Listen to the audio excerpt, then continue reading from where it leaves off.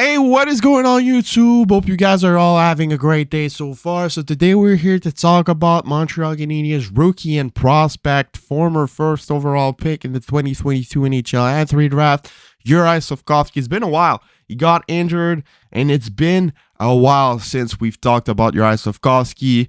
Ketu said in his press conference at trade deadline day that he's unlikely to come back this year. They don't want to send him in Laval for the playoffs, and they don't want to send him to the World Championship because they want him to be able to fix his injury. They don't want to take risks. They want him to be healthy for next season, and they want him to rest and work on rehabilitation, which is pretty fair in my opinion. I think that Juraj Slafkovsky needs to focus on smart little things before getting back and playing hockey. So to wait until next year at training camp, if he's not able to follow, you send him to Laval. After that, you're still able to send him to the World Junior. He's still at age to play at the World Juniors. So they have a lot of options. I just hope that they don't make the same mistakes as they did this year.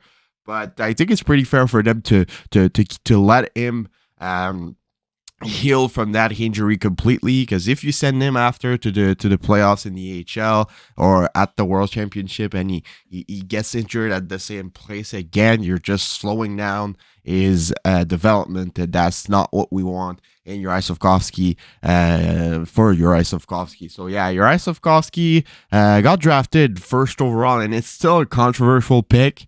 I don't really get it. Like, at first, for me, it was Shane Wright. At that moment, I wanted to get Shane Wright.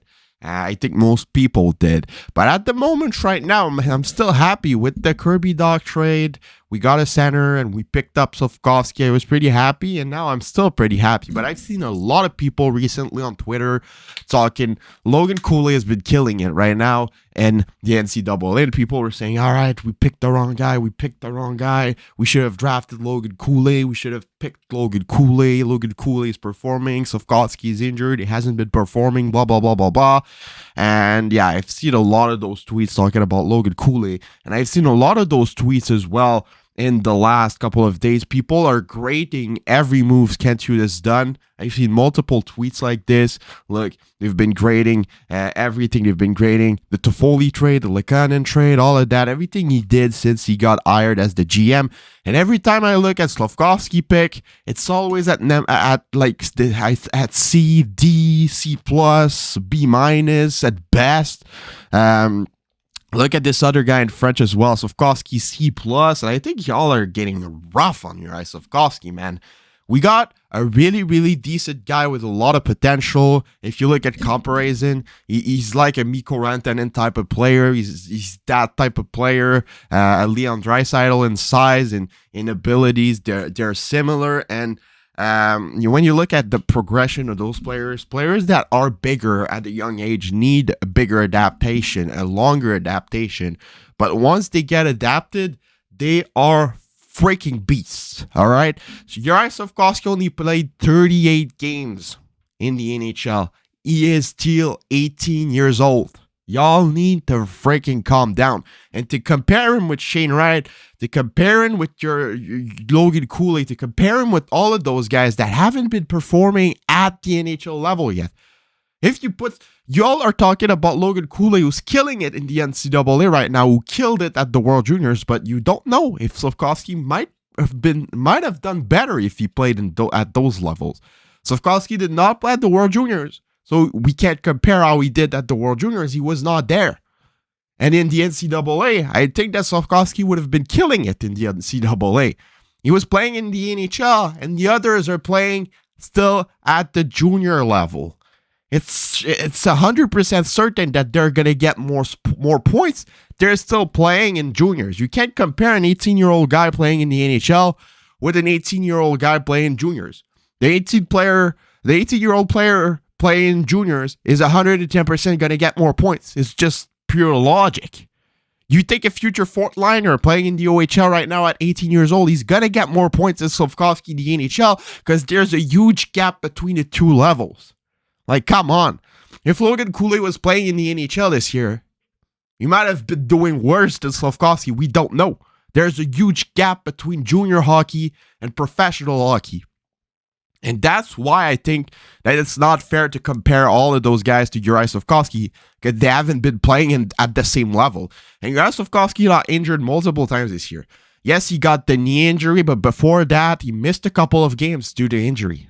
He needed adaptation. I think that the best thing the Habs could have done to help him adapt faster was to send him in the AHL, just like the Colorado Avalanche did with Mikko Rantanen. Mikko Rantanen took a couple of seasons to adapt to North America, to adapt to NHL, to adapt to all of that. And for me, Mikko Rantanen is the most similar type of player to what Juraj Slafkovsky could become.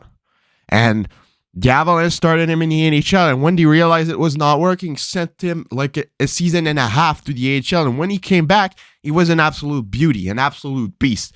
And I think that's what they need to do with Juraj Slafkovsky. They're both around the same height. They're both around the same weight. They're both pretty much playing in the same way. And I think that it's fair to say that Slafkovsky will be a type of Mikko Rantanen.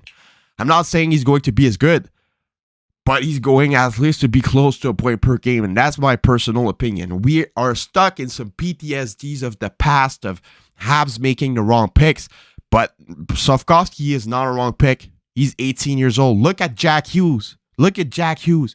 Worst season for a first overall pick in like 40 years. Worst rookie season for a first overall pick in like 40 years. And now the guy is on pace for 100 points. Everybody in New Jersey was saying Jack Hughes a bust. Every people around the NHL were saying, oh, Jack Hughes a bust. Jack Hughes a bust. Jack Hughes a bust. Blah, blah, blah, blah, blah.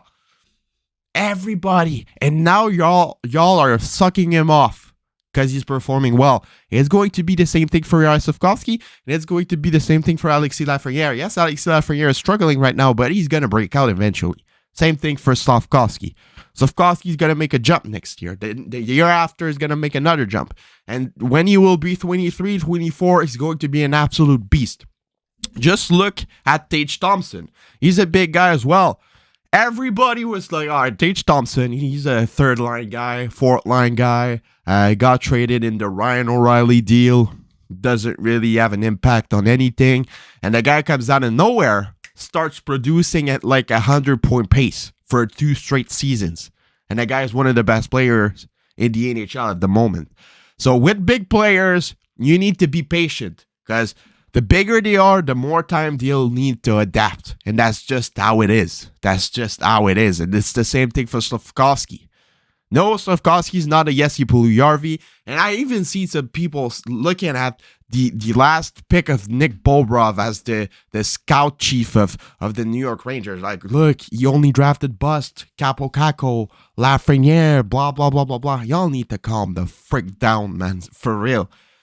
We have a gem in Slafkovsky, and y'all are just hitting on the top of his head to drag him down. That's just, come on. And y'all wonder after that why people don't want to come play Montreal. That's exactly why you're criticizing an 18-year-old player who has an alarming rate of potential. He has the most potential out of any Habs player at the moment right now.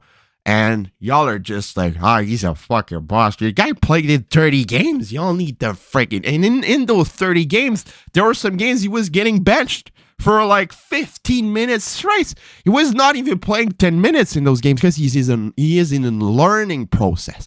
That's how it is. Y'all need to calm down. Slafkovsky is going to be perfectly fine. And y'all need to stop hating on him. That's just like... Try and drag him up instead of dragging him down.